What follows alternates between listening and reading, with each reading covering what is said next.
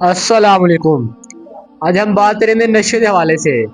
نشے کے حوالے سے آپ صلی اللہ علیہ وسلم نے یہ ارشاد فرمایا ہے، یہ جانتے ہیں میرے اور آپ سے پیارے نبی اور اللہ کے محبوب حضرت محمد مصطفیٰ صلی اللہ علیہ وسلم نے فرمایا، پینے والی ہر وہ چیز حرام ہے جو نشہ آور ہو۔ یعنی آپ صلی اللہ علیہ وسلم نے فرمایا پینے والی ہر وہ چیز حرام ہے جس سے انسان نشے میں ہوتا ہے، جس سے انسان نشے میں چلا جاتا ہے، وہ ہر وہ چیز حرام ہے۔ اس میں شراب بھی شامل ہے اور اس سے علاوہ تمام وہ چیزیں جس سے انسان نشے میں چلا جاتا ہے اور وہ چیز حرام ہے۔ مگر بدقسمتی سے ہمارے معاشرے میں، ہم مسلمان ہونے کے باوجود ہمارے معاشرے میں نشہ عام ہوتا جا رہا ہے۔